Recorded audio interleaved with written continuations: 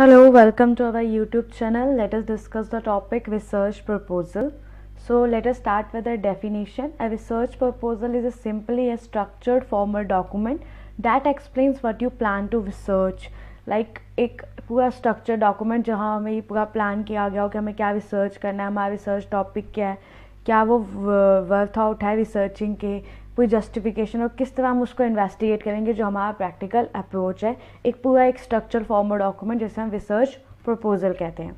सो जो पर्पज़ होता है रिसर्च प्रपोजल का वो ये होता है कि हम अपने रिसर्च सुपरवाइज़र को कन्विंस करें, जो भी हमारी कमेटी है या यूनिवर्सिटी है, कि हमारी जो रिसर्च है, जो भी हम खोज कर रहे हैं वो सूटेबल है, जो हमारी डिग्री प्रोग्राम जो भी है उसके लिए रिक्वायर्ड है, और हम उसे अपने टाइम या जो भी हमारे कॉन्स्ट्रेंट है उसमें मैनेज कर लेंगे। सो मोस्ट इम्पॉर्टेंट वर्ड यहाँ है कन्विंस, जहाँ हमारा जो रिसर्च प्रपोजल है वो हमारा रिसर्च आइडिया एक्सप्लेन करना चाहिए, उसे मतलब उसमें वो सब चीज़ें दिखनी चाहिए तभी वो उसको अप्रूव करेगा। सो अगर वो कन्विंस नहीं करता तो वो रिवाइज़ करना पड़ता है, रीसबमिट करना पड़ता है, उसमें और चेंजेस करने पड़ते हैं। तो कुछ फॉर्मेट इससे है, टाइटल की क्या हमें करना है, बैकग्राउंड पूरे टॉपिक की, द क्वेश्चन जो मेनली हमें रिसर्च इन्वेस्टिगेट करेंगे, देन वो रिसर्च मेथड्स जो हमने यूज़ किए हैं, क्या प्लान एंड स्केड्यूल है, पूरा working plan, and then bibliography, कौन किन सोर्सेज से हमने वो क्या कहते हैं सोल्यूशंस लिए हैं या रेफरेंस लिए हैं। सो कंपोनेंट्स की बात करें तो सबसे पहला है द व्हाट। तो हमारे प्रपोजल को क्लियरली ये आर्टिकुलेट करना चाहिए, जो हमारा रिसर्च टॉपिक है वो पूरा स्पेसिफिक होना चाहिए और अनएम्बिगियस होना चाहिए, मतलब उसमें कोई कन्फ्यूजन नहीं होनी चाहिए। वो क्लियरली ये बताना चाहिए कि हम क्या प्लान कर रहे हैं रिसर्च करने के लिए और किस कॉन्टेक्स्ट में कर रहे हैं।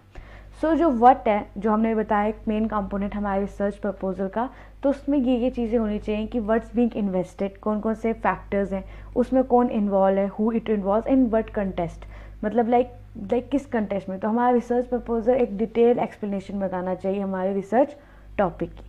Then the second component is the why. So ये इतना नहीं है कि हमें सिर्फ अपना रिसर्च प्रपोज कर देना है टॉपिक, हमें जस्टिफाई करना है कि वो टॉपिक ओरिजिनल क्यों है, और इन अदर वर्ड्स अगर हम बात करें तो वो यूनिक क्यों है, हमें क्यों रिसर्च करनी है, इसकी क्या गैप है जो फिल नहीं हो रहा है और हमें उसके बारे में रिसर्च करनी है, और एग्जिस्टिंग अगर उसकी कोई रिसर्च है या फिर अप्रूवल नहीं है या उसे कोई हमें फ्रेश रिसर्च चाहिए, दैट्स वाई में तो सब वाई आता है, वाई में कंसिडर होता है। Then the other component is the how. So it's all good and well कि हमें पता है ग्रेट टॉपिक है, ओरिजिनल है, इंपॉर्टेंट है, लेकिन ये बहुत ज़रूरी है कि किस तरह हम कन्विंस करेंगे कि इसे अप्रूव करो। सो क्या क्या चीज़ें उसमें होनी चाहिए, किस तरह हम अंडरटेक करेंगे रिसर्च को, क्या हमारा रिसर्च डिज़ाइन अप्रोप्रिएट होगा हमारे टॉपिक के अकॉर्डिंग, क्या हमारा प्लान जो है मैनेजेबल है, टाइम, मनी की एक्सपर्टाइज जो हमें चाहिए। Then the other is how long is a research proposal. तो ये डिफ़र करता है, मतलब डिपेंड करता है कौन सी यूनिवर्सिटी है, किस फील्ड ऑफ स्टडी है, आप किस पे रिसर्च कर रहे हो, आप क्या आपका डिग्री का लेवल क्या, आप अंडर ग्रेजुएट हो, मास्टर्स हो, पीएचडी कर रहे हो। So it is always best कि आप अपनी यूनिवर्सिटी के साथ चेक करो उसकी क्या स्पेसिफिक रिक्वायरमेंट्स है, इससे पहले आप अपना प्रपोजल प्लान करो।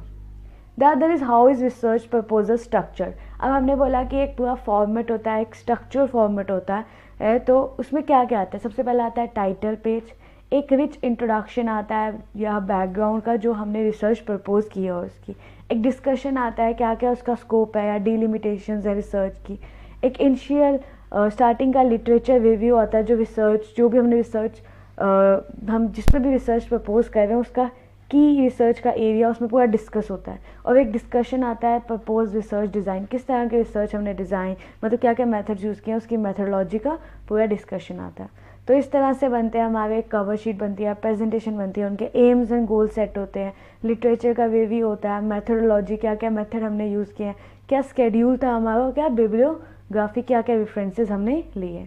तो let us conclude this video hair. तो जैसे जैसे हम रिसर्च प्रपोजल हैं लिखते हैं, हमें ये सब इंपॉर्टेंट पॉइंट्स को अपने दिमाग में रखना चाहिए, एंड उसमें से सबसे इंपॉर्टेंट है to convince is the most and important part of the research proposal.